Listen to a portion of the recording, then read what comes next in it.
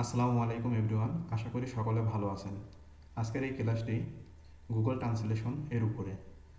আপনারা যারা ইংলিশে দুর্বল আছেন, এই ক্লাসটি শুরু থেকে শেষ পর্যন্ত আপনি যদি দেখেন তাহলে আপনি গুগল ট্রান্সলেশন কীভাবে সহজে ব্যবহার করতে হয় তা বুঝতে পারবেন।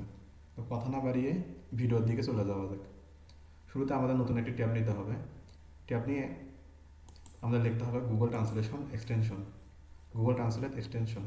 এখানে ক্লিক করলে, এখানে লেখার পরে এখানে শুরুতে দেখেন একটা অপশন চলে আসছে, এখানে Google translate Chrome web store. আমরা এখানে একটা ক্লিক করব। ক্লিক করার পর এখানে অ্যাড টু ক্রোম, এখানে কিন্তু একটা অপশন আছে অ্যাড টু ক্রোম এখানে। এছাড়া আমরা আরও একভাবে করতে পারি। আপনারা দুইভাবে আমরা দেখবো, আমরা একভাবে দেখলাম, আমরা আরও একভাবে দেখবো। এজন্য আমাদের একটা জিনিস এখানে দেখুন, লক্ষ্য করে এই যে এখানে দেখেন থ্রি ডট লেখা আছে, থ্রি ডট দেওয়া আছে এখানে। এই থ্রি ডটে আপনারা ক্লিক করবেন। থ্রি ডটে ক্লিক করার পর নিচে দেখবেন এখানে এক্সটেনশন একটা লেখা আছে, এক্সটেনশনস। এখান থেকে দুইটা অপশন আছে, ম্যানেজ এক্সটেনশন, একটা ভিজিট ক্রোম ওয়েব স্টোর। তো আপনারা এখানে ভিজিট ক্রোম ওয়েব স্টোর এখানে ক্লিক করবেন। ক্লিক করার পরে এই অপশনে আপনারা চলে আসবেন। আসার পরে এখানে লিখবেন গুগল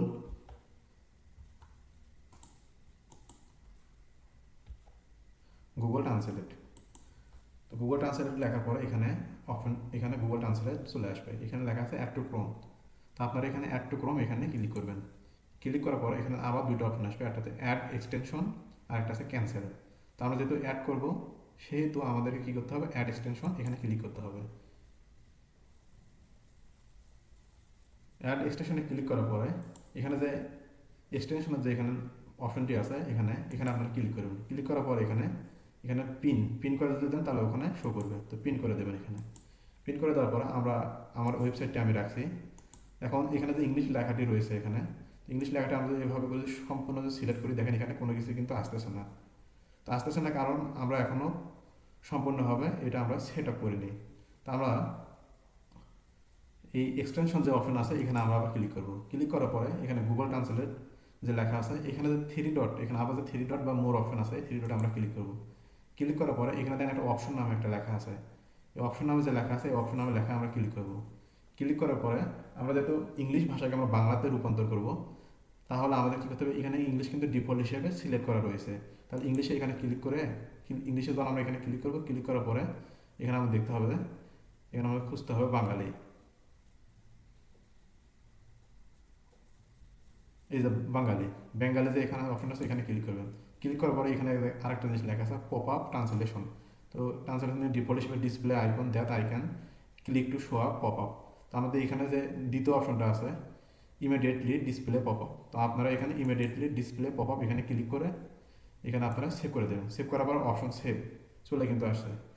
তো অপশন সেভে আমরা আবারও যদি ওখানে আসি, আসার পরে আমরা এখানে আবার যদি ক্লিক করি, আমরা আগে একটা রিফ্রেশ করি।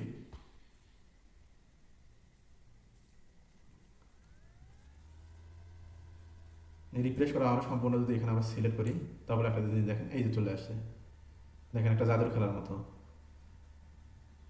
এখানে সব কিছু কিন্তু চলে আসলো। তো আমরা খুব সহজে এভাবে আমাদের ক্রোম ব্রাউজারে গুগল ট্রান্সলেশন এক্সটেনশনটা সেট আপ করে এভাবে আমরা খুব সহজে ইংলিশ থেকে বাংলায় রূপান্তর করতে পারি। তো আপনাদের যাদের ক্লাসটি ভালো লাগবে এবং আমার ভিডিও যাদের ভালো লাগবে তাহলে তারা অবশ্যই সাবস্ক্রাইব করে রাখবেন।